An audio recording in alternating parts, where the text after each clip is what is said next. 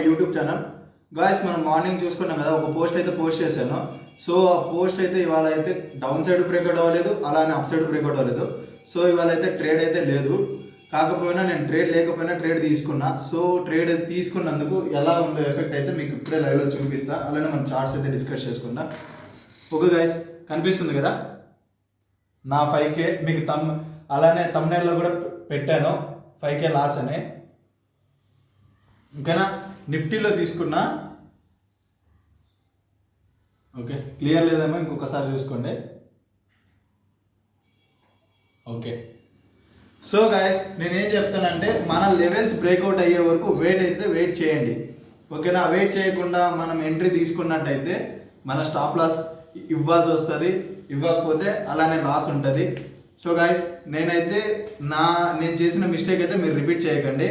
అలానే ఇంకొకటి, ఇవాళ కొత్తగా ఒక 2 మెంబర్స్ అయితే మన లైవ్కి జాయిన్ అయ్యారు. ఆల్మోస్ట్ అలా 2.5 అవర్ లైవ్ ఉంటే 2.5 అవర్ లైవ్లో ఉండి ట్రేడ్ కూడా వాళ్ళు పేపర్ ట్రేడ్ చేసుకున్నారు.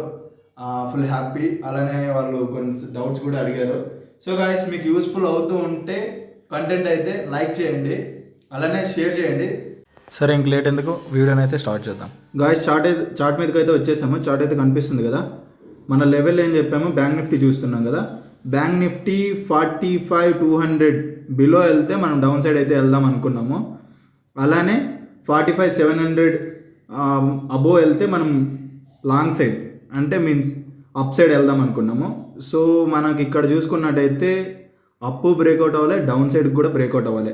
ఎగ్జాక్ట్గా మీకు చూడండి 45,200 దగ్గరికి నియర్కి వచ్చి అగైన్ రిజెక్షన్ అయితే తీసుకుంది. సో పైన కూడా అంతే 45,600 సంథింగ్, ఓకేనా, 680 సంథింగ్ వెళ్ళి అక్కడి నుంచి అయితే మార్కెట్ ఫాలో అవడం జరిగింది. సో మొత్తం ఈ రేంజ్ బౌండ్లో అయితే మార్కెట్ నడిచింది. అలా ఓవరాల్గా కాల్స్ డికే అయ్యాయి, ప్రీమియం డికే అయ్యాయి, అలానే పుట్లు కూడా డికే అయ్యాయి. సో ఇలాంటప్పుడు ట్రేడ్ తీసుకున్న వాళ్ళు అయితే some profits, decent profits book చేసుకున్న వాళ్ళు బుక్ చేసుకున్నారు. నేనైతే ఇవాళ లాసే బుక్ చేసుకున్నా. ఎందుకంటే ప్రాఫిట్ వచ్చినప్పుడు తీయలేదు, ఎక్కువ ప్రాఫిట్స్ కోసం వెయిట్ చేశా. సో నేను అలానే స్టాప్ లాస్ మెయింటైన్ చేయలేదు, ఎందుకంటే మన లెవెల్ బ్రేక్అవుట్ అవ్వలేదు. సో నేను ఇక్కడ నుంచి రిజెక్షన్ తీసుకున్నా, అక్కడ వరకు వెళ్తుంది అనుకున్నా. సో అక్కడ వరకు వెళ్ళలేదు, అగైన్ అక్కడైతే పడింది. సో బ్రేక్అవుట్స్ కోసం అయితే వెయిట్ చేయండి. సో నేను ఎందుకు లెవెల్స్ పోస్ట్ చేస్తాను, లెవెల్స్ బ్రేక్అవుట్ తర్వాత ట్రేడ్ తీసుకుంటా. మీరు లాస్ట్ వీడియోస్లో చూసుకున్నట్టయితే లెవెల్స్ బ్రేక్అవుట్ అయిన తర్వాత తీసుకున్నట్టయితే మన టార్గెట్స్ అయితే కంప్లీట్ అయ్యాయి. ఈరోజు మన లెవెల్స్ బ్రేక్అవుట్ అవ్వకుండా ట్రేడ్ తీసుకున్నాం. సో అందుకైతే మనం లాస్ అయితే బేర్ చేయాల్సి వచ్చింది. సో నేను స్టిల్ హోల్డింగ్ పెట్టాను, చూద్దాం, సమ్ క్వాంటిటీ పెట్టాను. నాలాగా మీరు మిస్టేక్స్ అయితే చేయకండి.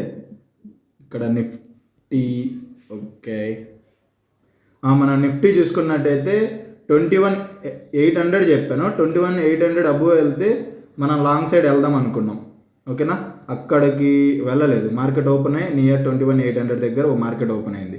సో మనకి మళ్ళీ అగైన్ ఏం చూసుకున్నాం, 21,600 బిలో వస్తే మనం ట్రేడ్ తీసుకుందాం అనుకున్నా. 21,600 బ్రేక్అవుట్ అయినది వచ్చేసి ఎగ్జాక్ట్గా 230 తర్వాత బ్రేక్అవుట్ అయింది. సో బ్రేక్అవుట్ అయినా మనం తర్వాత క్యాండిల్లో తీసుకోం కాబట్టి, సో ఇక్కడ ఎగ్జాక్ట్గా 3 o'clock. సో నేను ఆ టైంలో ట్రేడ్ని అయితే ప్లాన్ చేసుకోలేను. సో మనకైతే ట్రేడ్ అయితే ఇవాళ దొరకలేదు, నో ట్రేడింగ్ డే ఇవాళ అయితే. సో తీసుకున్న వాళ్ళు ఇక్కడ రిజెక్షన్లో తీసుకోవచ్చు కదా 21,800లో అని ఎవరైనా డౌట్ వస్తే, సో నేను బ్రేక్అవుట్ కోసం వెయిట్ చేశా.